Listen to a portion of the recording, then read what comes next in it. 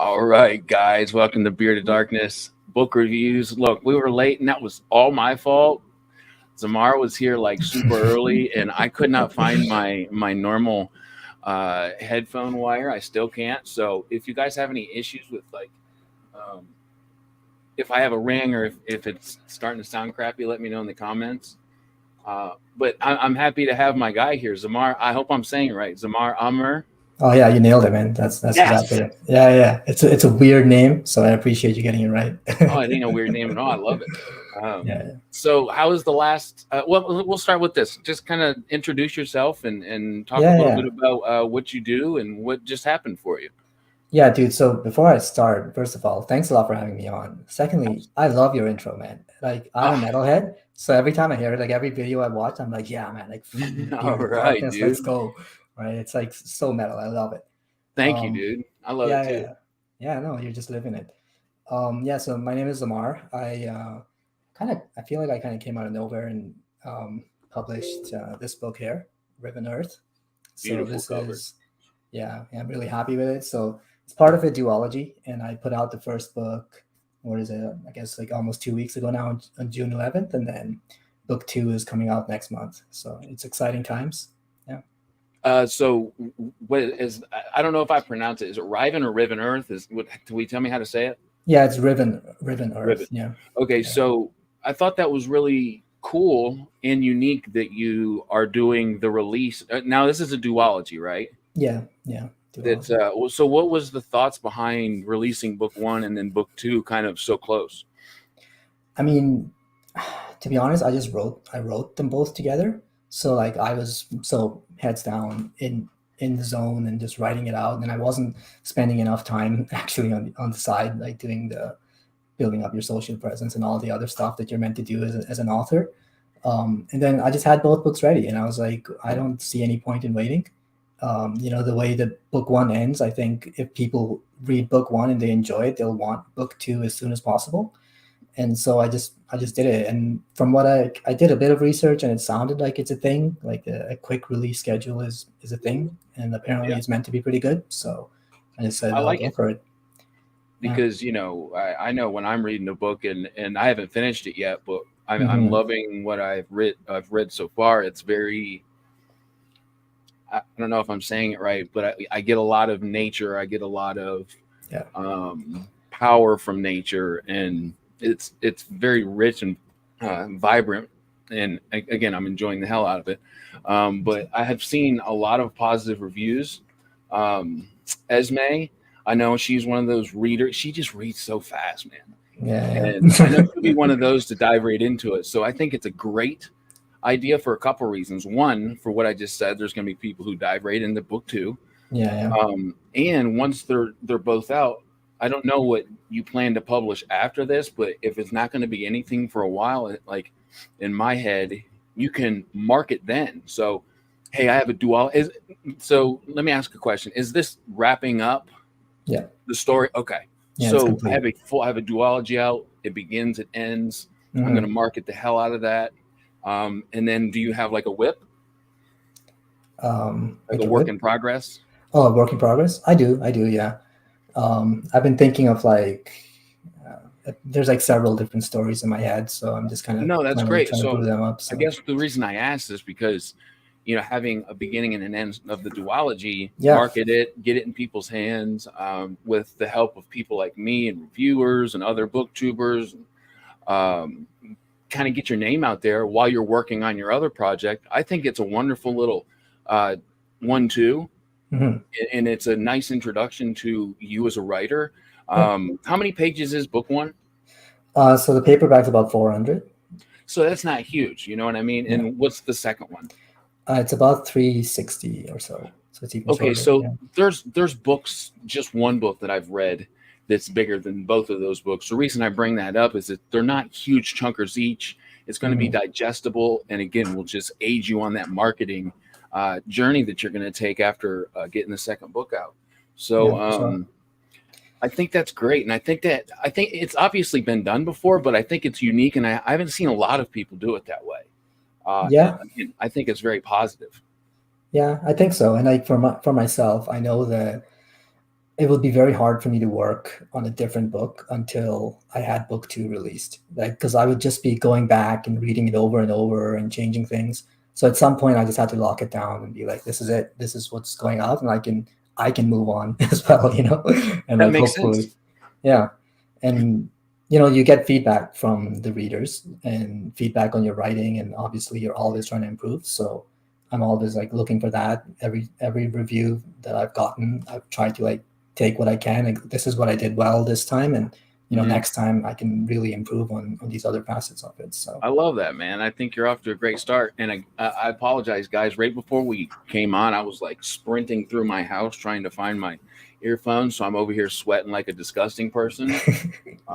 But so kind of go into, if you will, your inspiration. Like, why did you pick we'll pick up the pen, if you will, yeah, and one second, and write yeah, yeah, these books in particular, this series, this duology? yeah. So um, the seed of this idea came when I'm really into history. So I was watching these history videos and doing some reading, and there was this ancient Indian empire from antiquity called the Mauryan Empire. And these guys were around maybe like 100 years or so, or even less than that after Alexander. So there was a king at this time, and there's a story that goes with this king. So like obviously with antiquity, like you don't ever know if the story is true or not, right? But it's just a story. So I really enjoy those stories. And the story with this king is that he did a bunch of conquering, and then he inherited this big empire. He expanded it, and then he went to this one place and he conquered them, and it was really bloody, like just horrible, lots of killing. And when he saw the effect that it had on the people there, when he saw like the battlefields and all the death and stuff, like he held great regret for himself, and he said himself like, I shouldn't have come here, I shouldn't have done this. And so he actually converted to Buddhism, and he's the king who spread Buddhism throughout like India and stuff. So that's kind of a tangent, but just in doing that history, that seed sort of stuck in my head of this king who just he did something he really regrets, and it haunts him like every day, and he's like struggling to get past his past essentially. And that was like the seed of the whole thing started there. And so I kind of like just, I guess, kept dwelling on that, and other scenes started to come into play, and I have like these very vivid movie-like scenes in my head of like, okay, this moment that happens in the book, and then other characters started to pop in, like, okay, who's running the kingdom while this king is like completely crippled by his anxiety and depression? Like, um, who else is there, and like what other stories are happening in this world? And then just by going through and like living with the characters for a while, I started to get a better understanding of the world they live in. And Was yeah, that a lot of that's fun for you to kind of play with characters or the world? What was more fun for you personally? Building this vibrant, what is a very yeah, vibrant, and I don't mean vibrant as in like, at least for me personally, like if you've seen Avatar, like that kind of vibrant, but rich, I think is a better word. You go into detail, and I love the nature aspect. You mm, start that way. yeah, yeah. Yeah, so I mean, the what I really like about writing is it's basically the more immersive form of reading. Like when you read and you're just lost in the world, and like it's the best feeling ever. You know this as a reader. When you're writing, you're like really lost in the world. Like it's all you can see, it's all you're thinking, it's all like up in your head. So that's kind of what I enjoyed the most. But for me, like it always was about these characters, and I just felt like I was getting to know them better over time. As for the nature themes, that was, I think that it started off um, from around the characters and like what I needed from the world to support the character arcs that they're going to go through. I like Um, that. yeah, so that's how it started, but then it kind of evolved a lot.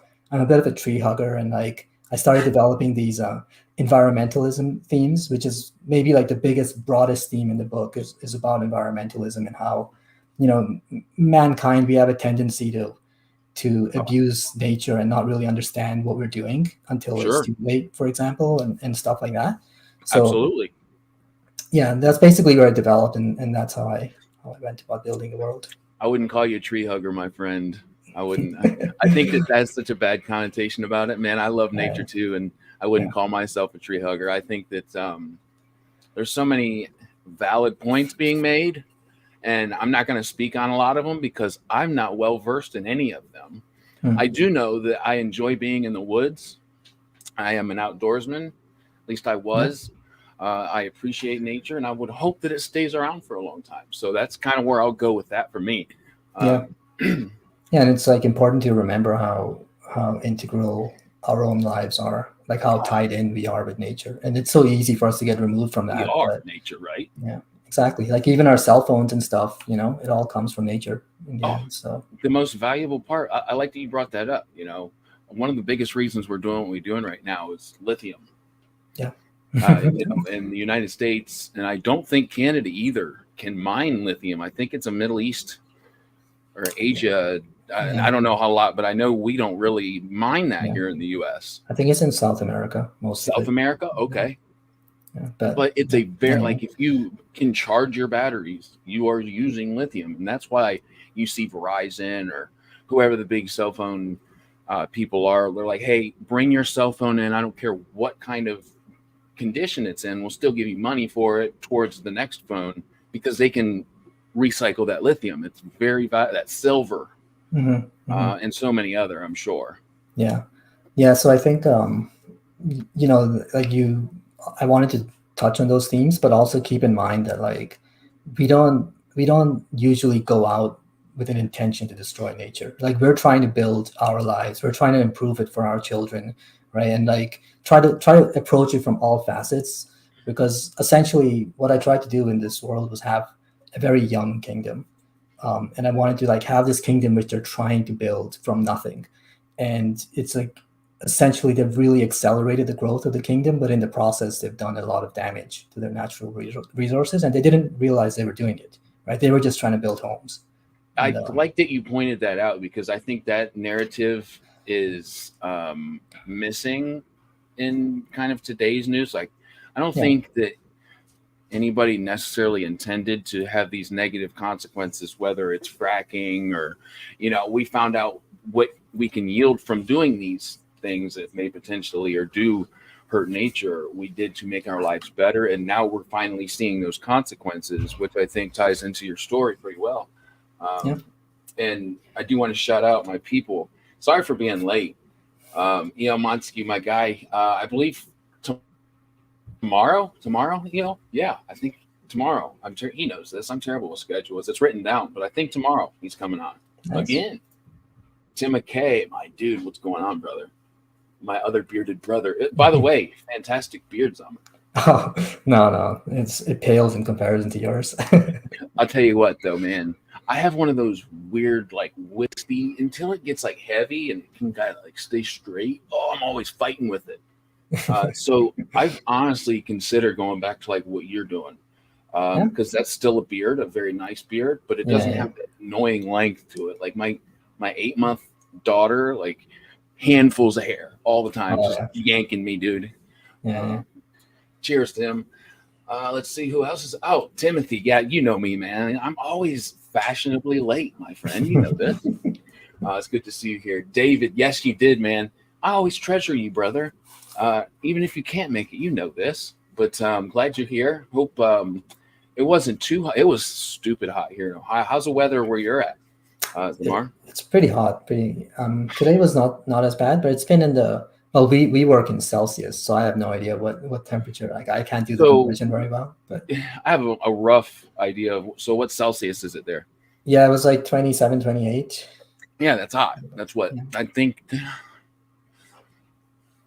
So I know for sure it's between 70 and 85, but I couldn't narrow it down. I forget the conversion. It's probably about there. Here it's been like 90. It was 98 the other day, which is really hot. Like 98 Fahrenheit is. It's got to be above 30. Right? Dude, yeah, above 30. I think so. But it gets to the point where I am like, you're not going to catch me outside. Like my kid's like, let's go run around. And I'm like, hold on. I'm 34. You guys, I know I had you a little later in life. Daddy's getting old. But yeah, man, it's just too hot for me. So I love that you went into some of the inspirations. So go into, we've it'll be a reiteration because we covered it a little bit, but just to kind of tie things together. Hmm. The name of book number 2, Hmm. and the series name, the duology name, and kind of the genre and kind of your audience you were shooting for. Yeah. So book number 2 is called Sundered Moon. It's the same kind of format where it's 2 words. There, I was gonna say the covers on Twitter. Um, yeah. So book 2 is called Sundered Moon. The series is called the Book of Estea. Estea in my world is kind of like Gaia, like the Earth Mother, like the Earth Goddess Mm-hmm. is what that is. And yeah, so I mean, I I was just writing without thinking of genres, to be honest. And I thought I'd written like an epic fantasy, like your standard, pretty classic epic fantasy. But now the reviews are coming in, and it sounds like I've actually written a grimdark, Okay. which is cool. Yeah. So Yeah.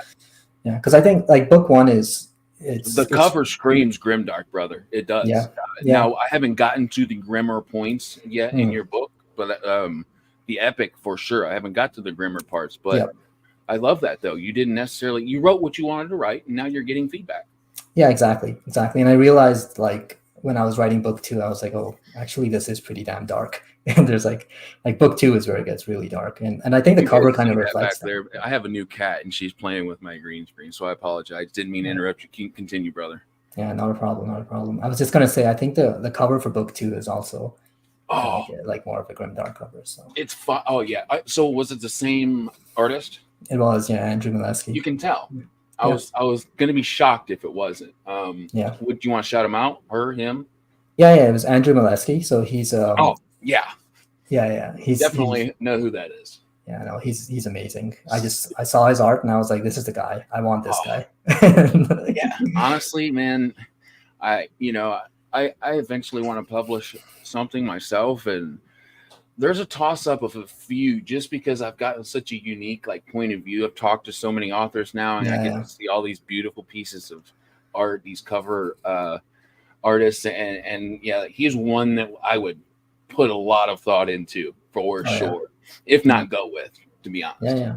I mean, I would recommend him. He was great to work with as well. So It's unique too because it's not like I wouldn't even know what to call that kind of art, but it's not what you would say.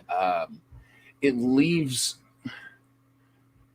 it leaves the mind of each individual. It's not objective. It's it's not like subjective. hyper realistic. It's very Yes, like illustrated and yeah, yeah, and then sometimes, and I think this is my one of my favorite parts of his art is you have to look, and it gets that attention, like that spark, that zing, to get you to mm, look at the cover. But then it draws you in even further as you're like, oh, I see what he did there. yeah. There's a lot of details. Like you can look at it for a long time and catch more and more things.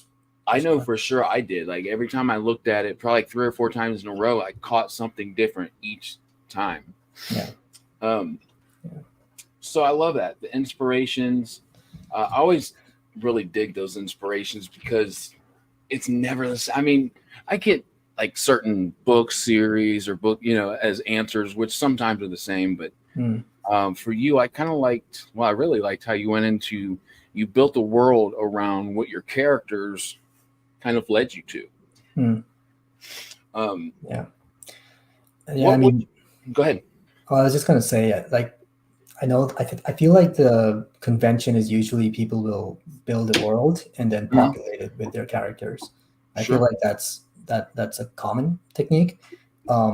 For me, it was like I just got obsessed with the story of these particular characters, and I didn't have the patience to do it that way. I had to map out their story, and like in doing that, I realized what the world had to be for me to make I it. really like that though, because man, it's crazy because you think, or at least I would think that you would run out of like different kinds of ways to do things.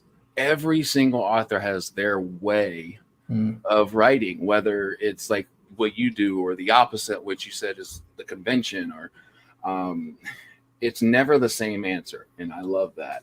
yeah. Um, How did you build your characters? Is it based off of anybody in particular? Maybe in your personal life, or is some events that happen come from maybe one of your influences, such as, you brought a story up about a king earlier. Mm. Any other kind of inspirations for your characters as far as events or like quirks, or does that make sense? Yeah, no, I understand. I mean, I find it very hard to pinpoint things. I feel like it's all just kind of a soup in my head. Sure. And I was like pulling out things like, oh yeah, this trait works well for this character, and it they kind of just come to life on their own, to be honest. If I give it enough time, if I spend enough time with the stories, and I start thinking of these particular scenes which I've kind of been building around, and then more and more I think of how do I get to that scene. And once I start thinking of how do I get to that scene, I'm also thinking, who was this person before that scene and who are they after that scene, right? How do they change? And like, and it kind of just builds off of that. And it's very hard for me to like pinpoint anything in particular, but No, that helps me a lot. And I kind of build off this theory, like if it helps me, it's got to help other people too, right? uh, You know, that really kind of translates to me, particularly just because I didn't, oh, quit it. I didn't have this aspiration to write for very long. It's kind of new. It's like 4 or 5 years old that I've been playing with the idea. So hearing that sort of answer kind of plays right into my wheelhouse. nice. So we've got some math over here. So 28 Celsius is 82 Fahrenheit. Yeah, dude. Oh, Next. still too hot for me. I'm actually okay with it personally.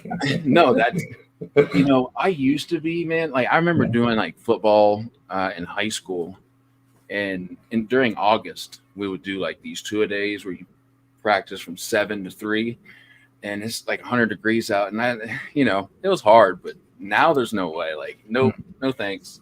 Yeah, fair enough. So as far as your writing process goes, are you what they would say a pantser outliner? And do you have like a daily word count or daily goals?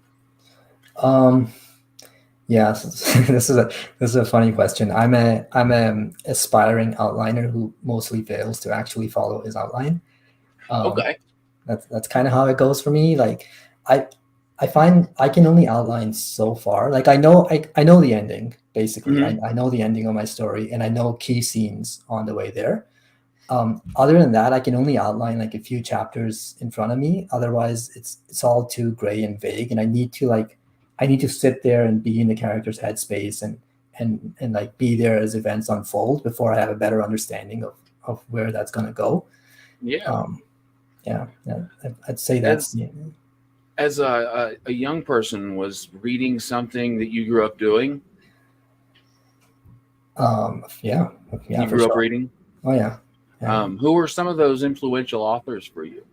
Um, I mean, when I was really young, I loved Redwall. I think that's a common one. Oh, Yeah, yeah, yeah, man. I'm just now getting into it. yeah. No, it's a classic. I would still read that. Harry Potter was huge. Like I'm part of the Yeah, Harry Potter generation, me too. so yeah, that was awesome. And then Aragon, I was really big into that. And have you ever heard of the Animorphs?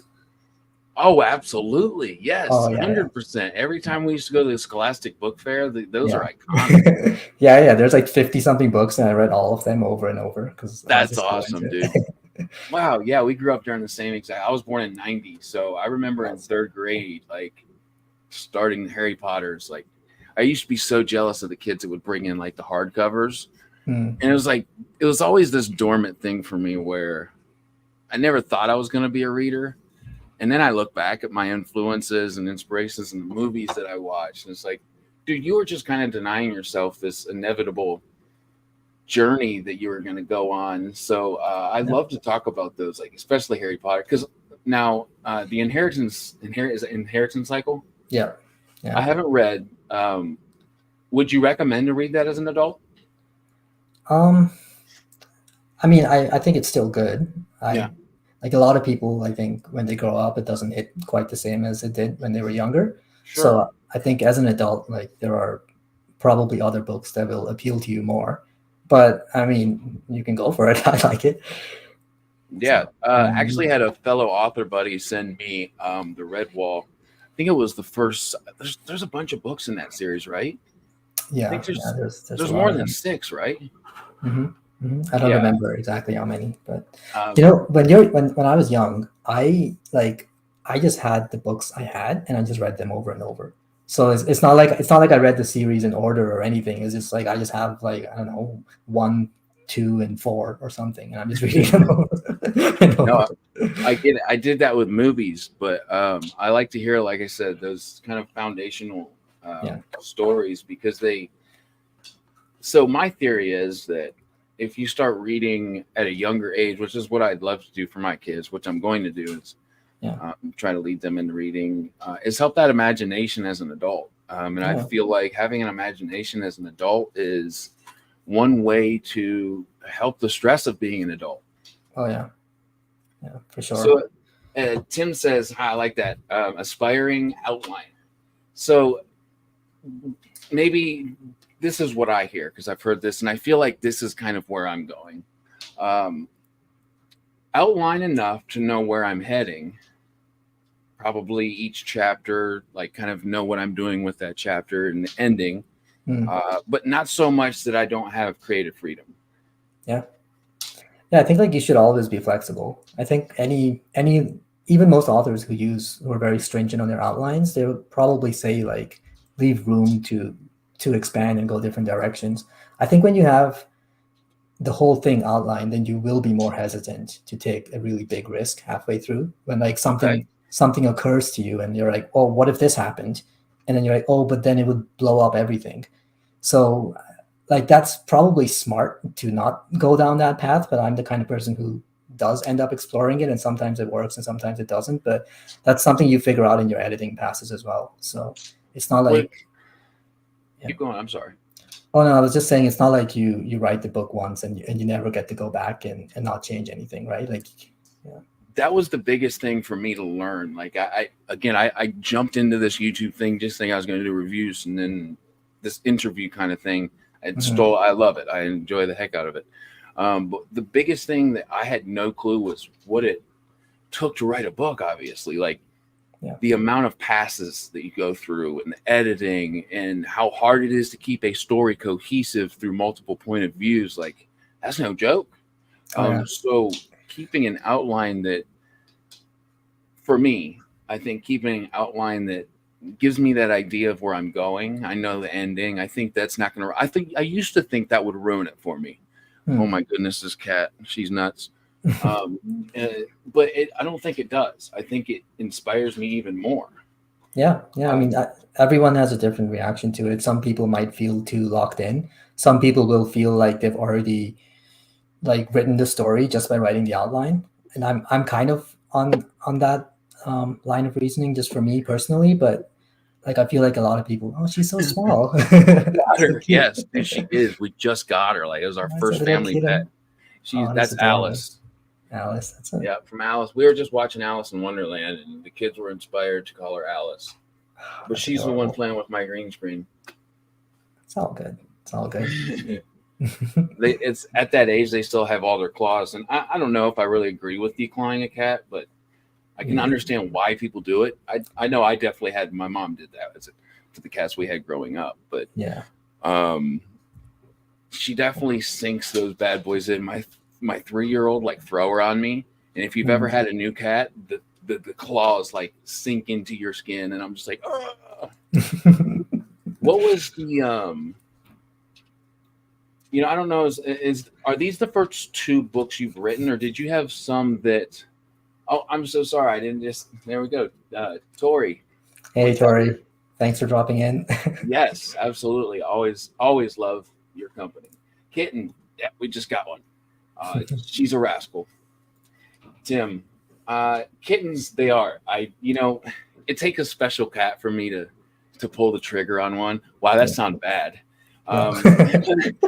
To get one, because I had so many cats growing up. I just kind of got tired of having cats, but she was gray, like a light gray, which is a little different. So yeah, we fell in love with her. Yeah. No, she's adorable. Okay, so what I was getting to was, had you written any previous books that you didn't publish? Kind of just, have you been writing for a while? I guess is the question. Yeah. I've written, I'd say 1.5 full-length books. That was also part. It was like it was more of a contemporary lit fic kind of novel, so it wasn't fantasy. But that I feel like I needed to get that out of the system, and it was really it's where I kind of learned a lot of the craft and just getting better at prose and finding my process and revising a lot. So it's definitely not very good. If you search my name, you could probably find it somewhere because I put it up on Booksy. But anyway, So, but it was a good stepping stone for you to again kind of hone in the craft of writing because you know you wanted to do that. Yeah, absolutely. And it's also kind of a good reminder of how hard it is, but how rewarding it is as well. So I feel like I would not have been able to write this series if I hadn't done that first. Like that, it kind of had to be done, you know?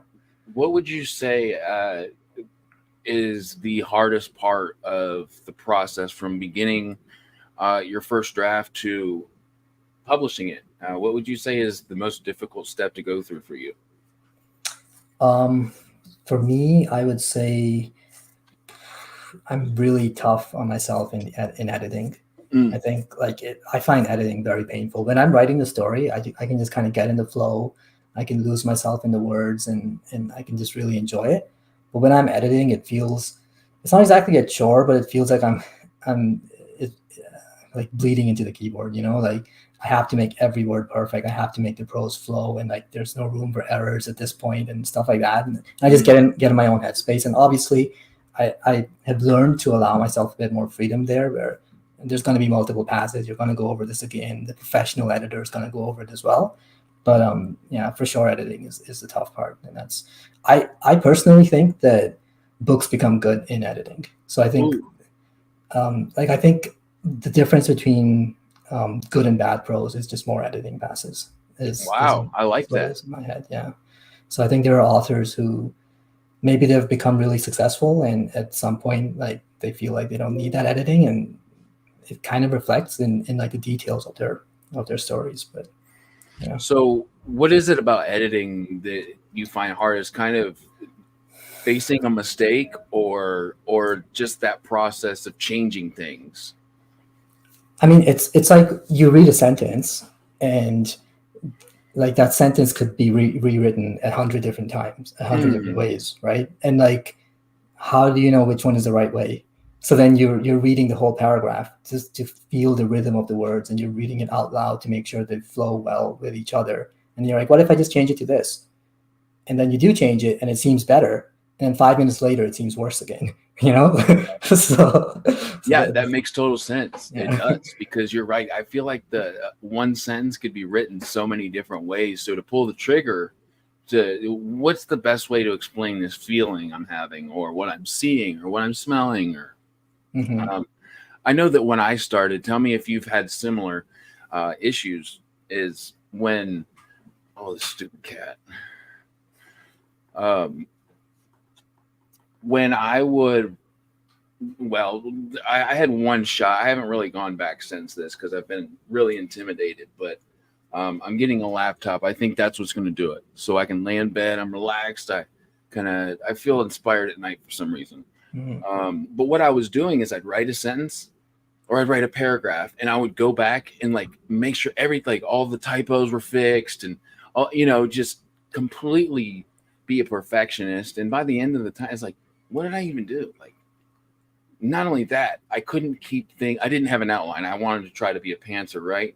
Yeah. Not because I thought that would be the best way for me, just because I feel maybe, excuse me, maybe there was a quicker way to write a book, or like maybe trying to find a shortcut when there is none. It was very early. Yeah.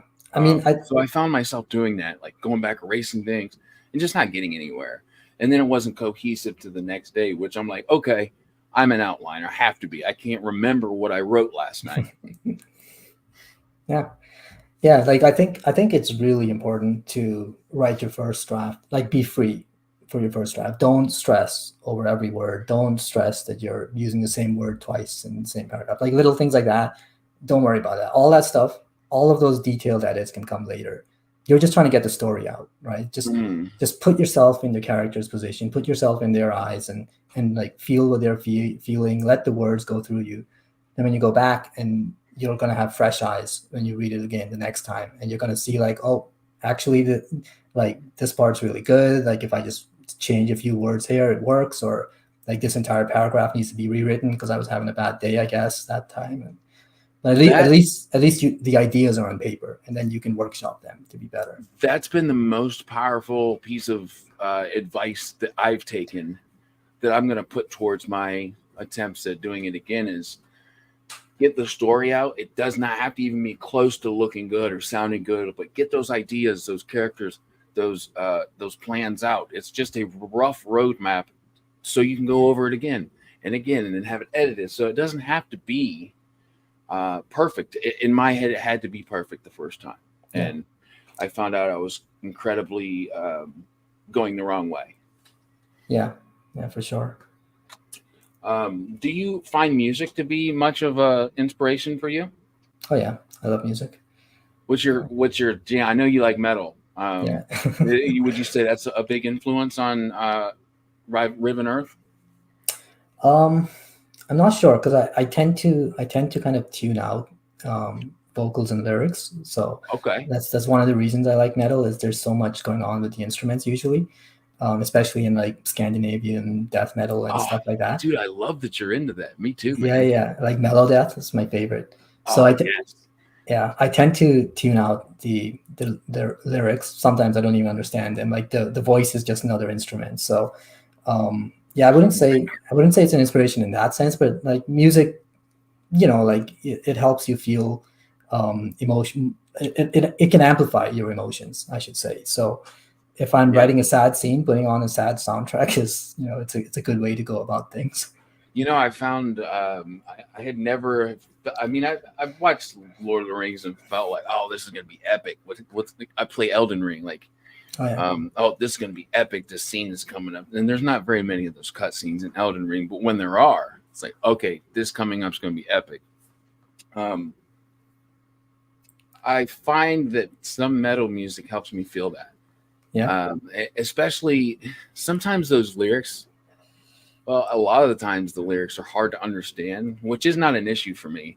There are a few bands, and I'm like, I gotta look up what they're saying, because I'll try to dive into it and kind of be over analytic. But just that overall epic feel to metal music, or kind of switching gears, the Lord of the Rings soundtrack really gets me in that mood. At least half this book was written on the Lord of the Rings soundtrack. Yes, dude. Yes. That is excellent. The other half is Two Steps from Hell. So, and tell me if you had a similar feel. Like, I know all the songs, of course, but only parts. There were so many hidden parts to each song that I'm like, wow, the violin just kind of like blew me away. I didn't know the song went that way. Yeah. Did you feel that? Like with the Lord of the Rings soundtrack, you mean? Yeah. Oh yeah. No, it's masterful. I mean, there's themes and motives that are like the way they're played, like, and the way that interacts with what's on screen. Like the Ride of the Rohirrim, and then the first time you hear Rohan's theme, it's like a sad, lonely violin, but it's the same theme. It's the same theme, right? But it's just like this one single sad, lonely violin, because this great kingdom has come to this low, and Theoden is like corrupted and all that stuff. And then in the end, like you have the full orchestra playing the same theme, and it's like the glory of man. And like, oh man, you absolutely just hit it out of the park with that. Yes, you did. Like, it hits me right here in the heart when I hear that lonely violin every time, dude. Absolutely. I think that's one of the most epic soundtracks ever. I agree. Another good one is it's funny, dude. It's such a different lane, but City of Angels has a good one. It's a Nicolas Cage movie back in the 90s. Okay. I don't think I've seen it. It's not going to give you the same feel, but hey, as far as soundtracks go, it's pretty good. Also, Batman Forever with Dr. Freeze or Mr. Freeze, Arnold Schwarzenegger. Oh yeah. I've been vibing with the Game of Thrones soundtrack. Oh, I have to check it out now. I haven't really. The reason being is I had this weird rule in my head that kind of goes unspoken, except up in this crazy thing, that I have to read that entire series up to where it is, um, because I'm not a huge fan of the series, the TV series, and I'll tell you why. There's too much sexually like it's extremely sexual, man. Like, Yeah. not that I have like a huge issue. Like, there's lots of movies that it can go into that, but wow, is it over the top, dude? Yeah. Yeah. I mean, I don't think the books are as bad. No. They're not. I mean, I read them quite a while back, and I absolutely love them, and I want to do another reread, but it was not nearly as explicit. And plus, when it's words, it's not quite as disturbing. Yeah. So, I think there's gonna be a point where I go back and watch it, but I think I want to read all the books that are out, and hopefully it'll be finished. You should 100% read them. Like, if you ask me, they're some of the best books ever written. Oh, so I just to let you in on where I only finished the first book, Game of Thrones. So I know I have like what is it, Storm of Swords? I've heard it's like people's absolute favorite book. Yeah. I'm really excited to get into it. So what are you reading right now? Are you reading anything? Yeah. So I'm just finishing up on Audio Shogun. So I've genuinely been dragging my feet because I didn't want it to end. Like, I love to hear that, because I've been wanting to pull the trigger on that. Oh, you should go for it. And like, I don't know if you do a lot of audiobooks, but it's an excellent. Most audiobooks having kids right now. Yep. Yeah. No, it's one of the best audiobooks I've heard. Oh yeah, dude! I didn't think of Shogun. Every month when I get my Audible credit, I'm like, there's a million choices. I have to get Shogun the next time. Yeah. It sucks because they split it. It used to be 1 54-hour audiobook, which is what I got. I got that, and because I was like, I'm going to read this someday, and it was on sale, so I didn't even spend the credit for it. But now the show came out, they split it into 2 books, which sucks because it's like, as a marketing move, I get it. As a consumer, I'm like, you know what I mean? There's 2 sides, but I get it. I do. It honestly, 26 hours or 27 hours a piece, I'm not too mad at that. You know what I mean? But at the same time, like, I'm gonna send him an email like, I know a guy that got all 50. I'm going to absolutely get that. That's what I'm using my. You got the big one, David. All right. 4 hours. Speaking of audiobooks, I'm also like, so reading wise, I didn't quite make it there, David, to 3/4 through your book, but audiobook, I'm 3/4 the way through your book. So he knows how slow I read, and he's had a book to me like for so long. I owe him. His book is a chunker, man. If I had it right here, I would throw it up. But Violence and Vigilance, dude. If you like, that's a great title. Oh, it is. If you're a fan of like, definitely Joe Abercrombie. Nice. Gladiator. Yeah. In grimdark books, there it is. That's it. For sure. Tim. That's what I was doing. Like, I assume he's talking about Shogun. For watching the, are you talking about Shogun? I think. I assume so. Okay, so go ahead. Well, I was gonna say that's what I did. Like, I specifically read it. I haven't seen the show yet, but that's what I always do because I'd rather read fresh. So I like that, man. I feel so. I haven't watched this because I haven't finished the book yet. 3-Body Problem. Yeah. I won't watch the show until I'm done. I just started. I'm terrible mood reader, dude. Just the worst mood reader ever. I start like 10 books and then I slowly make it through all 10. Yeah. I couldn't do that.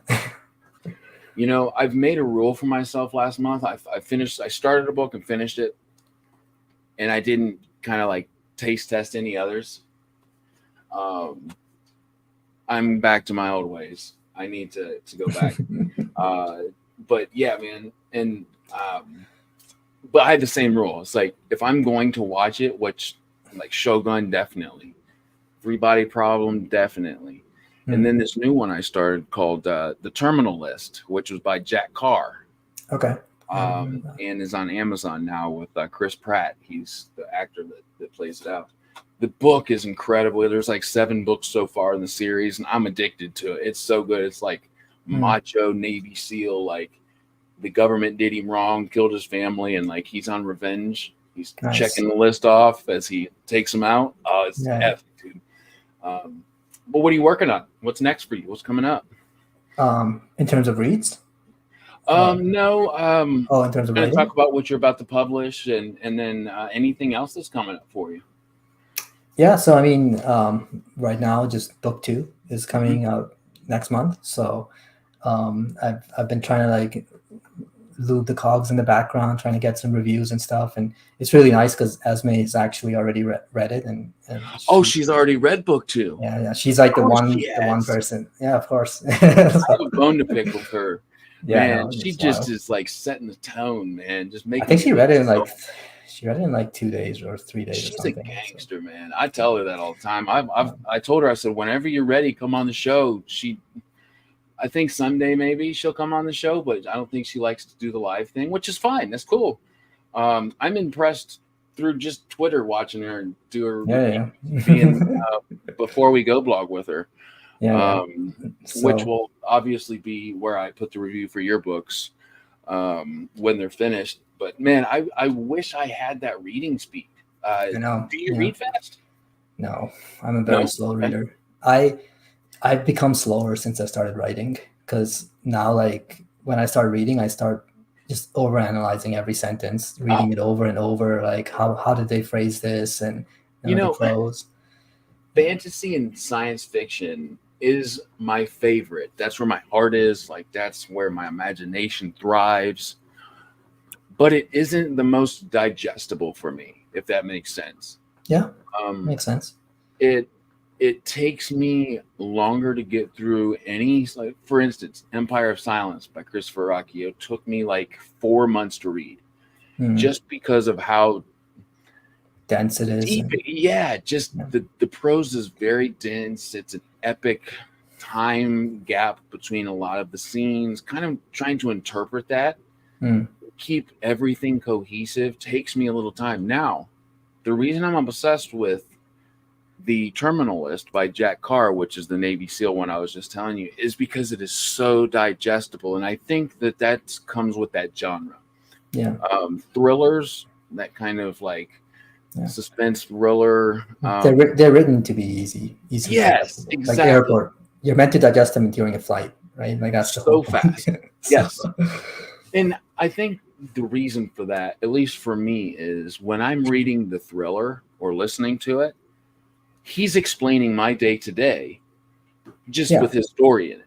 Exactly. Okay. Then I read Riven Earth, and that's not my day to day. That's nobody's day anymore. Or if I read The 3-Body Problem, right, that's so like analytical and intelligent, or any, it doesn't matter what it is. Like science fiction or fantasy that's not like urban. It just takes me a while to get through. Yeah. And I mean, like with science fiction, a lot of it is stuff you're meant to think about.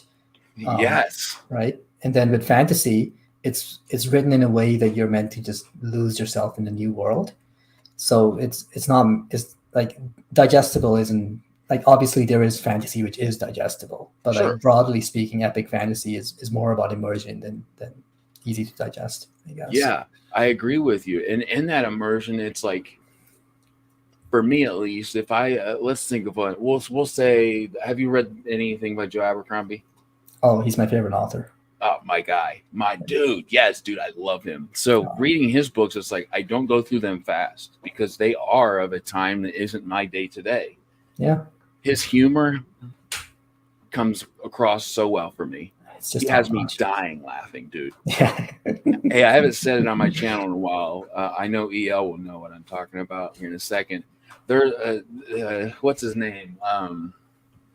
The wizard guy. Baez, yes. Yeah. He gets out of the shower and Joe Abercrombie talks about his slapping fruits. And I'm dying, dude, like in the middle, like 3 a.m. Yeah. But it's just my favorite part of the book. Or like the sex scenes. He writes the best sex scenes.